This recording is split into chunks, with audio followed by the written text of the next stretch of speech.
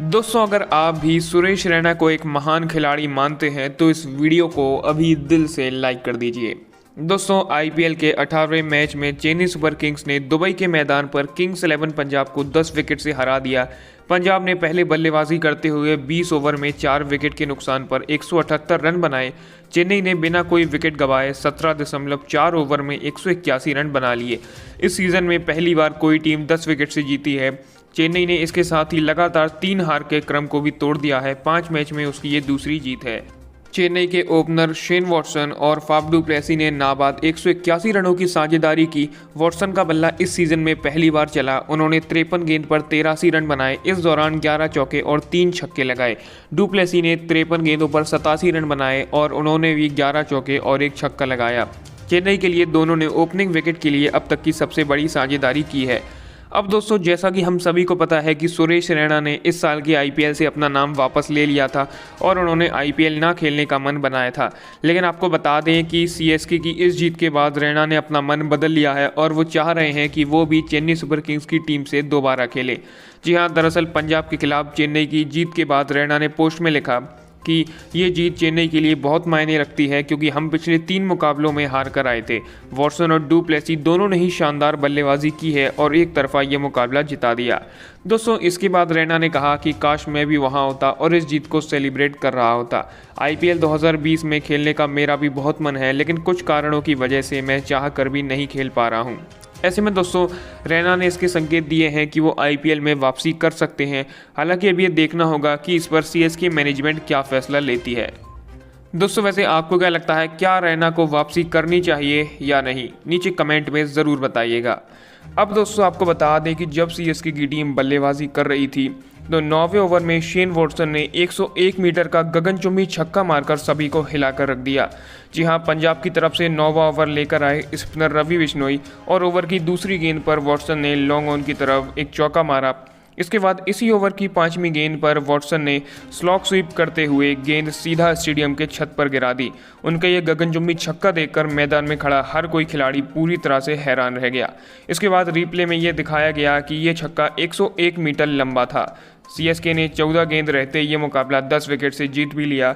Du Plessis 53 गेंदों में 87 run बनाकर नाबाद रहे, जिसमें 11 चौके और 1 छक्का शामिल था। वहीं शेन वॉटसन 53 गेंदों में 83 रन बनाकर नॉट आउट रहे, जिसमें उन्होंने 11 चौके और 3 बड़े छक्के मारे।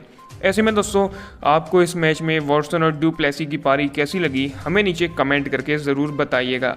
अब दोस्तों, आपको बता दें कि पहले बल्लेबाजी करने उतरी किंग्स 11 पंजाब की शुरुआत काफ़ी शानदार रही और उनके दोनों सलामी बल्लेबाज केएल राहुल और मयंक अग्रवाल ने पावर प्ले में कुल 46 रन जोड़े। इसके बाद 9वें ओवर की पहली गेंद पर मयंक अग्रवाल कैच आउट हुए। अपनी पारी में अग्रवाल ने 19 गेंदें खेलकर 26 रन बनाए, जिसमें 2 चौके शामिल थे। इसके बाद दोस्तों, नए बल्लेबाज मनदीप सिंह ने आते ही तूफानी पारी खेली, लेकिन वो अपनी इस पारी को बड़ा नहीं बना पाए और 12वें ओवर की आखिरी गेंद पर कैच आउट हो गए। मनदीप सिंह ने 16 गेंदों में 27 रन बनाए, जिसमें 2 लंबे छक्के शामिल थे। इसी बीच दोस्तों, राहुल ने अपना अर्धशतक भी पूरा किया। इसके बाद 18वें ओवर में पंजाब को 2 बड़े झटके लगे जब सीएसके की तरफ से तेज गेंदबाज शार्दुल ठाकुर ने पंजाब के 2 सबसे महत्वपूर्ण बल्लेबाज निकोलस पूरन और केएल राहुल को आउट किया। जी हाँ, आपको बता दें, 18वें ओवर की पहली गेंद पर सबसे पहले तो निकोलस पूरन कैच आउट हुए। पूरन ने 17 गेंदों में 1 चौके और 1 छक्के की मदद से 33 रनों की धुआंधार पारी खेली।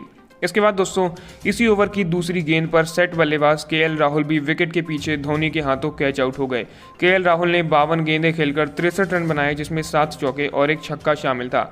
और दोस्तों, कहीं ना कहीं इन 2 विकेट के बाद से ही सीएसके ने पूरा का पूरा मैच पलट दिया, क्योंकि एक तरफ किंग्स 11 पंजाब का स्कोर 200 पार दिख रहा था, लेकिन स्कोर काफ़ी पीछे रह गया।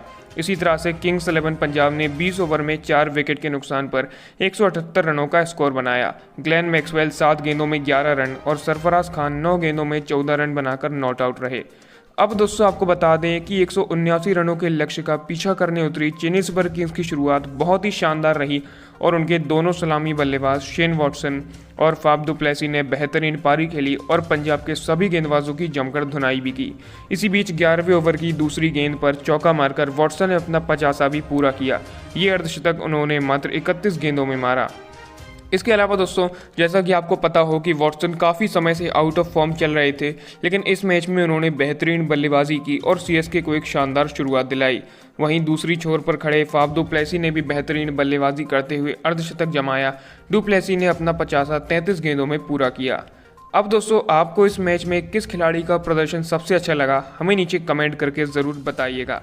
दोस्तों, अगर आप भी रोहित शर्मा को एक शानदार खिलाड़ी मानते हैं तो इस वीडियो को अभी दिल से लाइक कर दीजिए।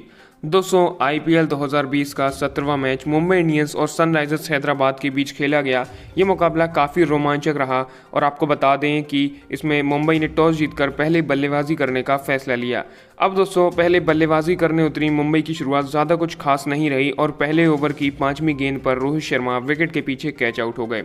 उन्होंने 5 गेंदों में एक छक्का मारकर कुल 6 रन बनाए।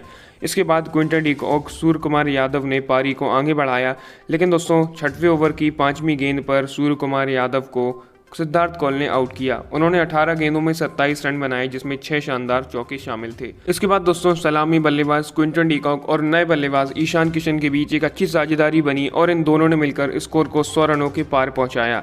तभी 14वें ओवर की पहली गेंद पर डी कॉक कॉटन बोल्ड हो गए। अपनी पारी में उन्होंने 39 गेंदें खेलकर 67 रन बनाए, जिसमें 4 चौके और 4 लंबे छक्के शामिल थे।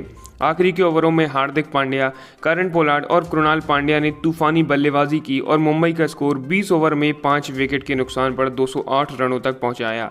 आपको बता दें, ईशान किशन ने 23 गेंदों में 31 रन बनाए, जिसमें 2 छक्के और 1 चौका शामिल था।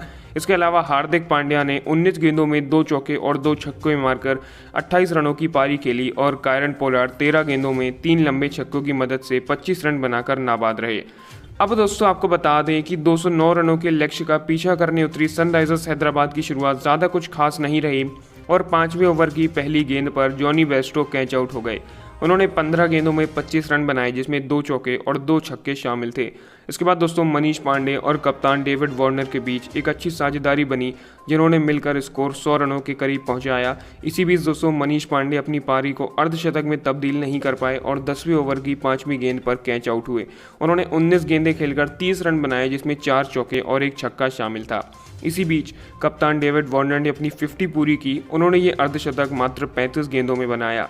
इसके बाद 13वें ओवर की दूसरी गेंद पर नए बल्लेबाज Kane Williamson wicketkeeper de Kock के हाथों कैच आउट हो गए। उन्होंने 5 गेंदों में 3 रन बनाए और दोस्तों, इसके बाद से ही हैदराबाद की पूरी पारी बिखरती हुई नजर आई, क्योंकि नए बल्लेबाज प्रियम और 1 छक्का शामिल था। इसी बीच कप्तान डेविड वार्नर ने अपनी 50 पूरी की। उन्होंने ये अर्धशतक मात्र 35 गेंदों में बनाया। इसके बाद 13वें ओवर की दूसरी गेंद पर नए बल्लेबाज Kane Williamson wicketkeeper de Kock के हाथों कैच आउट हो गए। उन्होंने 5 गेंदों में 3 रन बनाए और दोस्तों, इसके बाद से ही हैदराबाद की पूरी पारी बिखरती हुई नजर आई, क्योंकि नए बल्लेबाज प्रियम गर्ग भी जल्द ही आउट हो गए और इसके बाद सनराइजर्स हैदराबाद को बड़ा झटका तब लगा जब उनके कप्तान डेविड वार्नर भी कैच आउट हो गए। इसी तरह से सनराइजर्स हैदराबाद की पूरी पारी बिखरती हुई